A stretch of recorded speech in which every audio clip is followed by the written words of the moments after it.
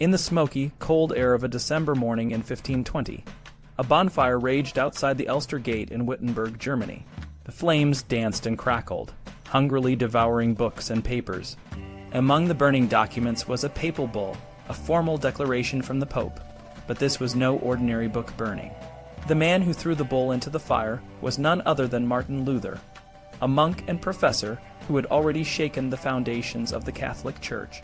With a quiet but determined voice he muttered, "Because you have corrupted God's truth, may God destroy you in this fire." This act of defiance was a declaration of war, a final break from the church that had once been his home.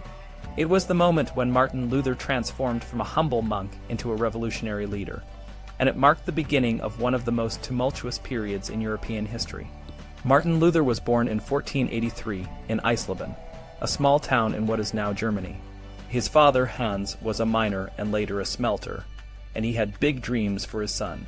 He wanted Martin to become a lawyer, a profession that promised wealth and status, but Martin had other plans.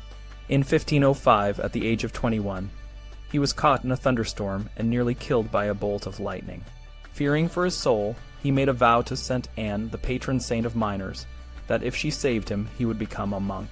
True to his word, he joined the Augustinian order and began a life of prayer and study. Luther was a brilliant scholar, and he quickly rose through the ranks of the monastery. He became a professor at the University of Wittenberg, where he taught theology and philosophy. But as he delved deeper into the Bible and the teachings of the Church, he began to feel a growing sense of unease. The Church, he believed, had strayed from the true teachings of Jesus. It was riddled with corruption, and its practices, like the sale of indulgences, seemed to mock the very idea of salvation. On October 31st, 1517, Luther decided to take action. He nailed a document to the door of the Wittenberg Castle Church. This document, known as the 95 Theses, was a list of criticisms and questions about the Church's practices. Luther wasn't trying to start a revolution. He just wanted to spark a debate, but the theses spread like wildfire.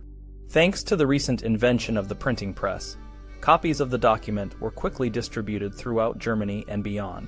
People read it, discussed it, and began to question the authority of the Church. The Church, however, saw Luther's actions as a direct challenge to its power. The Pope Leo X was a member of the wealthy Medici family and was more interested in art and architecture than in theology. He was also deeply involved in the sale of indulgences, a practice where people could pay money to reduce their time in purgatory. The Church needed the money to build the Grand St. Peter's Basilica in Rome, and the sale of indulgences was a major source of revenue. When Luther questioned this practice, the Church saw it as a threat to its financial interests. The Church responded by sending theologians to debate Luther. One of these was Johann Eck, a skilled debater who tried to prove that Luther's ideas were heretical. But Luther held his ground, and his followers grew in number. The debate was a turning point, and Luther began to see himself as a leader of a movement. His followers, like him, were angry men. Wrath was a red thread binding the Lutherans together. They were no longer just a group of scholars questioning the Church. They were an insurgent army, with Wittenberg as its command post.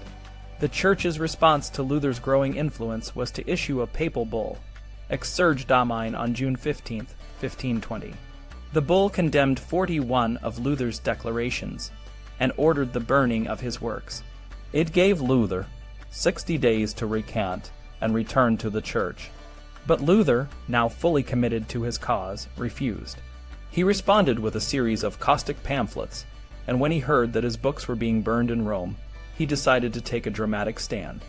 On December 10, 1520, he and his followers gathered outside the Elster Gate and burned the papal bull. It was a symbolic act, a clear message that he would no longer bow to the authority of the Church. Burning a papal bull was a capital offense, but Luther was protected by a legal technicality.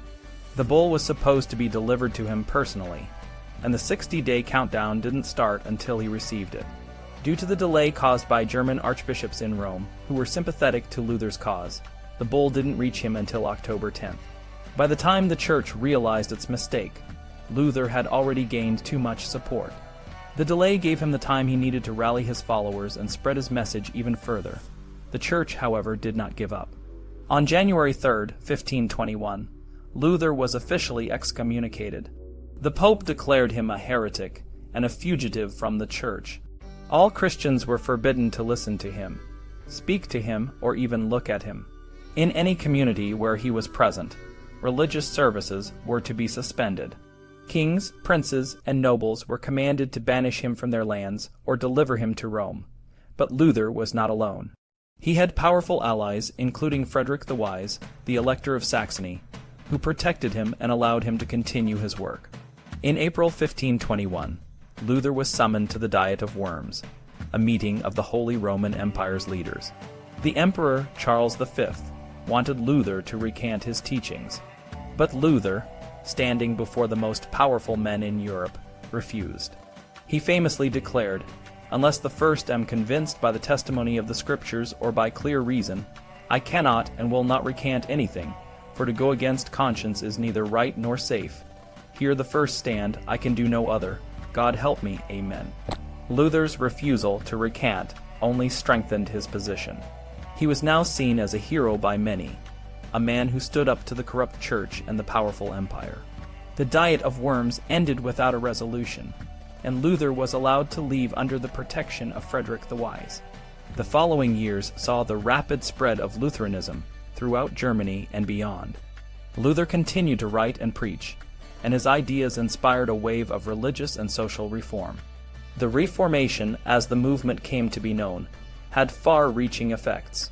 It challenged the authority of the Church and led to the creation of new Protestant denominations. It also sparked a wave of political and social change. The power of the Church was weakened, and the authority of the state began to grow. The Reformation contributed to the rise of nation-states and the decline of the Holy Roman Empire. It also led to increased literacy and education, as more people began to read the Bible in their own languages. But the Reformation was not without its costs. It led to decades of religious wars, including the 30 Years' War, which devastated much of Europe. It also caused deep divisions within communities, as people were forced to choose between the old and the new. Luther's harsh words and calls for violence against the Church and its leaders were used by others to justify acts of aggression and even murder. Despite the controversies and the violence, Martin Luther's legacy endures. He is remembered as a man who stood up for what he believed was right, even when it meant going against the most powerful institutions of his time. His ideas about salvation by faith alone and the priesthood of all believers continue to influence Christianity today. The Reformation he started led to a more diverse and dynamic religious landscape, one that allowed for greater individual freedom and personal interpretation of the Bible. Luther's life and work also highlight the complex relationship between religion and politics. His movement was not just a religious one, it was also a political one. The support he received from German princes and the resistance he faced from the Church and the Empire show how deeply intertwined religious and political power can be. The Reformation was a pivotal moment in European history, and its effects are still felt today. The story of Martin Luther and the Reformation is a story of courage, conviction, and change. It is a story of a man who challenged the status quo and sparked a movement that reshaped the world.